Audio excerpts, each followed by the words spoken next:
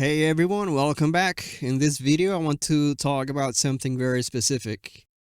About knowing when to push through obstacles and when to recognize it's time to call it quits. Initially, I planned to talk about the painting process as usual, but I struggled so much with this painting that I think that it's important to discuss why I nearly lost my mind. So let's do some therapy instead. I'll leave the video running so you have something to watch. You're bound to encounter obstacles in every drawing or painting you make. As I've mentioned before, creating an illustration is basically problem solving, so it's natural that you face challenges. Overcoming these challenges often leads to unexpected breakthroughs, which is awesome. They don't happen all the time, but when they do, they feel like major victories, like you have unlocked something in your brain. I'm sure many of you have had that feeling while sketching, that nagging sense that something isn't right. Learning to listen to that feeling is key. With a little help from a friend, a quick web search, and some ingenuity, you can address those problems and fix them. Not only completing the artwork, but also feeling like you have gained some new skills. That's totally fine. Now let's talk about a slightly different situation, the brick wall. These are problems you just can't seem to solve. Picture this, you sit down to draw something, and no matter how hard you try, days of effort, stepping back, seeking advice online or from friends, you're still stuck. You know you're going through this because that internal voice we talked about is never satisfied. If you keep making the same mistakes despite trying to correct them, if you feel disconnected from the painting, or if you just lose interest altogether. These are some of the toughest moments an artist can face, and for me, that's what this painting represents. This is the brick wall. In addition to this painting, I faced a similar problem back in July 2021 when I was working on a piece of fan art for a D&D character named Havilah from the Forgotten Realms. That piece seriously made me question whether I should keep pursuing art, and I'm not exaggerating. I abandoned it, I restarted multiple times, reworking entire sections repeatedly. I even took a break from painting altogether because of it, feeling resentful towards my art and skills.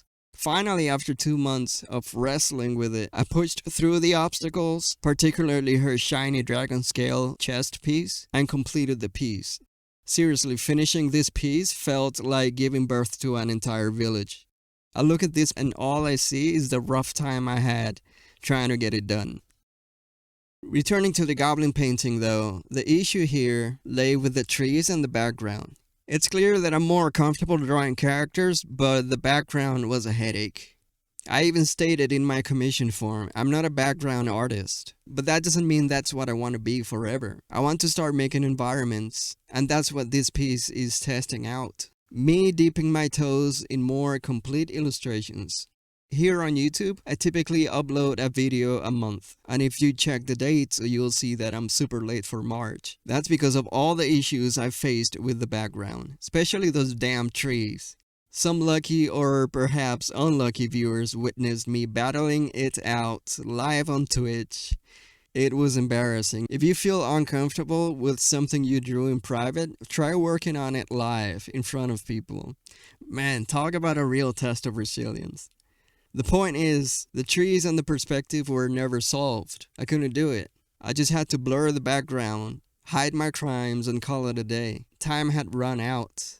And that brings me to my next topic. Here's the main takeaway from this video. Art is a two-way street. You not only create, but you also receive in return. Every drawing, painting, or sketch not only expresses what you had in mind, but also teaches you a new lesson in return. You never know what this lesson will be. You almost have no control over it. It's usually a surprise, but it's always there. It's basically like a gacha box from a mobile game if you think about it.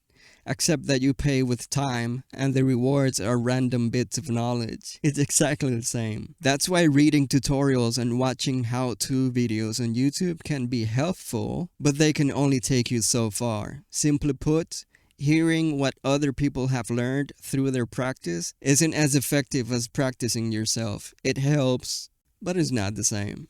Lastly, and just as important as everything else I've mentioned, is knowing when those lessons have been revealed to you. Once you have learned what you needed from a painting, your job is to finish it as intended and move on to the next piece. You can't keep squeezing the same piece for more information. Your next lesson awaits in the next project. The current one has run its course. There are diminishing returns to spending excessive time on a piece, fishing for lessons after it had provided all it had to offer.